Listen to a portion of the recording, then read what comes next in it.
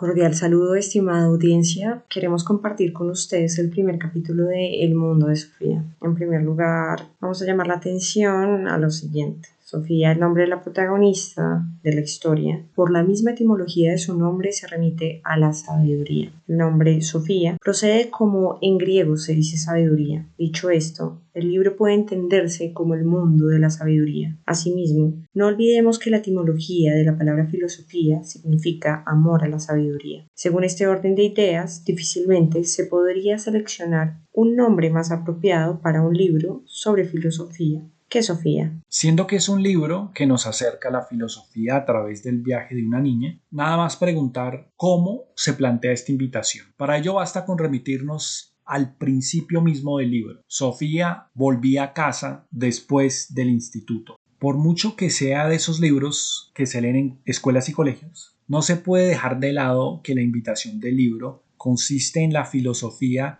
con alguna independencia de estas instituciones. Esto nos permite pensar en que la filosofía no es algo que consiste en ser estrictamente propiedad de una universidad o un pasatiempo elitista. Centrándonos un poco más en la protagonista, ella tiene unos rasgos interesantes. En este caso, el padre es ausente por razones de trabajo. Y su madre no es tan ausente como su padre, sin embargo, era algo ausente.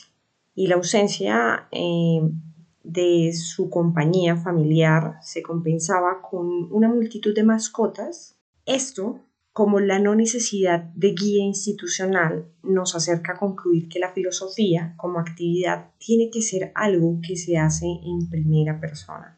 Recordemos que Sofía tiene un gato y como muchos conocen, los gatos son sumamente curiosos e independientes. Tienen así muchas aventuras a solas. Este libro tiene mucho de aventuresco. Entonces se puede ver cómo una niña se arriesga con sus propios medios, con el alcance de su pensamiento y cuestiona o llega a cuestionarse tanto a sí misma como al mundo que la rodea. Tanto Sofía como sabiduría o como la filosofía como amor a la sabiduría no pueden ser monopolio institucional. Una buena parte de lo que la protagonista hace en el libro es guiarse por su propia reflexión, es darse un descanso de muchas cosas que se dan por sentadas para, con sus propios medios, atreverse a explorar sin la defensa o ayuda de otras personas. Básicamente, bastante del libro consiste en esto. Un segundo asunto que nos trae el primer párrafo del libro es el que sale a colación de Sofía, protagonista de la historia, llegando a casa después del instituto, mientras hablaba con su amiga, quien suponía esta que el cerebro humano es como un ordenador o computador. Sofía, por su cuenta, no podía simplemente creer tal cosa. Se empecinaba en que el ser humano tiene que ser algo mucho más que una máquina. Puede ser, muchos dirán, en especial porque las máquinas, sin importar que puedan triunfar en campeonatos de juegos de ajedrez o hacer cálculos de grandísima dificultad por el momento, no han podido aventurarse en esta reflexión, en este mundo de la reflexión filosófica. Bueno, entonces va a aparecer una primera sorpresa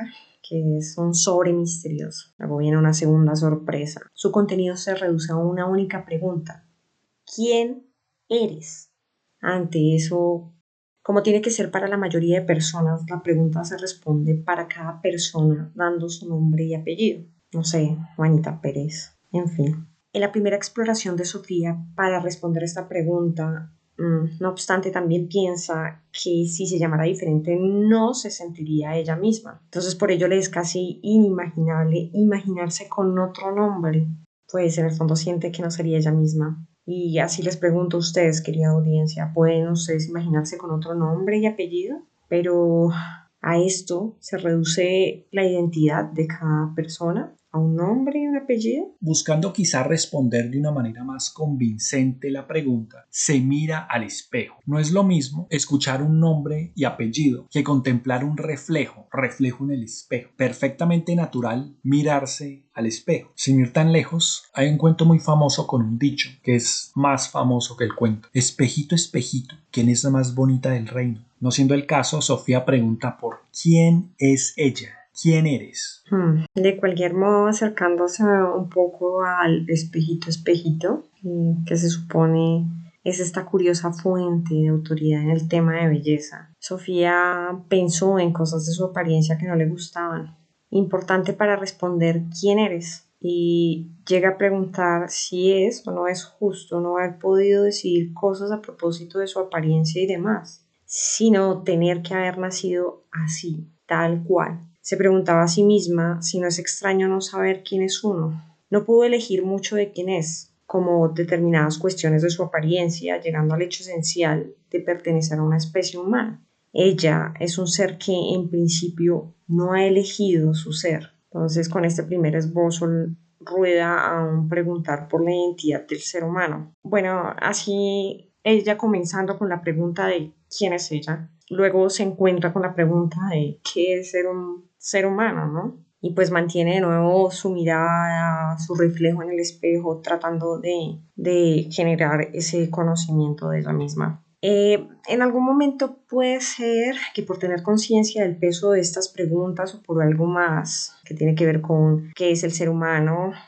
el ser que no elige ser su ser por un instante, ella trata de dejar todo esto a un lado, pues le genera ahí una cierta carga y entonces va bajo el pretexto de que tiene que cumplir con quehaceres de la casa. Desmenuzando un poco esta realización en forma de extraña sensación de ser como una muñeca, surge lo siguiente. Hasta hace poco Sofía daba por normal, por natural, por hecho su sola existencia, es decir, hasta entonces. Si mucho de lo que es le vino, por decir desde afuera, tuvo ella una sensación de la extrañeza de aquello, y más aún. ¿Nunca has caído en cuenta de la extrañeza de estar vivo? Precisamente tú y precisamente en este momento. ¿Nunca has pensado en el sinnúmero de causas o azares, fatalidades o causalidades, por medio de las cuales se te concedió la vida misma? En eso andaba la heroína de esta historia, mientras gradualmente se sumergía en el jardín de su casa. En ese tono repasaba en la pérdida de su abuela, y cómo era injusto que la vida se acabara en algún momento. Sofía entendía que para su abuela la vida era más valiosa al estar tan cerca de perderla. Esto le permitió a Sofía concluir que no se puede tener la sensación de existir sin tener la sensación de algún día no existir, y asimismo, conociendo esta fragilidad de la vida, poder reconocer lo fantástico que es vivir. Sí, de todo esto que les decía mi compañero, de lo fantástico que es vivir, nos sobra preguntar por qué tan fantástico.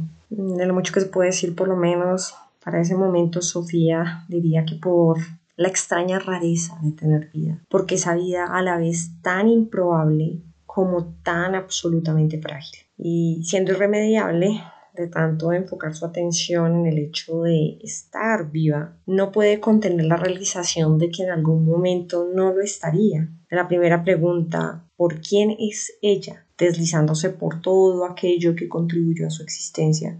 Ahora había llegado a la cuestión de que tarde o temprano, pues simplemente dejaría de existir, dándose cuenta de que la gratitud de existir es inseparable del reconocimiento de que en algún momento tendrá que morir. No hay una sin otra. Mis queridos oyentes, si por un momento hacen silencio a todo lo demás, se quedan a solas con ustedes mismos o misma, a merced del mero silencio de lo que pasa o no, sin distracción alguna, no es muy difícil que puedan sentir algo de la extrañeza de existir, incluyendo la gran dicha de tener vida, por muy corta o no que pueda ser la sensación. Ciertamente, a juicio de Sofía, era lamentable que la gente tuviera que ponerse enferma para darse cuenta de lo maravilloso que es vivir, como le ocurrió a su abuela. Queremos entonces transmitir a ustedes la emoción que nos generó leer este capítulo. Esperamos lo disfruten mucho.